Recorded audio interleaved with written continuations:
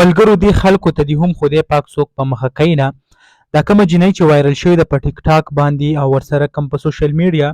د هغې نه پس پسې دا صادق تورو تل دی او داسې تپوسونه ترې کوي چې هغه د کولو نه وي. د ټول نه مخکې خو تاسو لږه ویډیو وګورئ بیا پرې خبره کوو. زه ولاړم دی رالو ما سره د ریسرچ څخه سنسکرین هاتم سر مې شمارونه وشته خو د درې مې ګرام بیمار دی کارونه مسوک نشته دی زما دې صادق تورو دې داسې چل کړلی دا اخوا چې ورسره د امجد کم مدد کړی دی، نو دې په هغه امجد باندې څه الزامات لګولي دي، ویلي دي چې آیا د چې کوم دی دا یا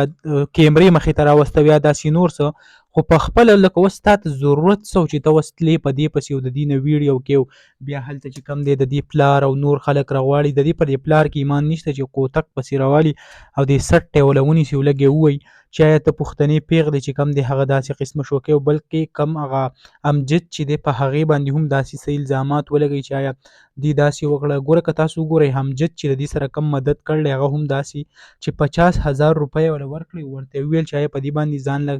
کار روان کو، د دې اختر کم کپړې یا څه پرې راوړه نو هغه خرڅوه نو ستا پرې ډېر زیات کار کېږي، یعنې یو داسې ښېګړه یې ورسره وکړه. خو دا صادق تورو خدای خو دې دا پویه کړي دا ځي او د خلکو کم هغه نیک عمل یا څه وي نو هغه په بله باندې اړوي. که بل طرف ته دې تاسو کمنټس کې وګورئ نو په کمنټس کې دا 16,000 کمنټس ورته شوي دي، خو په دې کې به زه ووایم چې دا 15,999 مې دا ورته صرف خلکو کنځل او رد بد هغه دې ته ویلي، خو دا بیا هم په شرم پوهېږي نه او داسې قسمه چلونه کوي. نو دغه لنډه شان ویډیو به تاسو سره هم شریک کوئ، انشاءالله بل ویډیو کې به ملاوي. الله حافظ.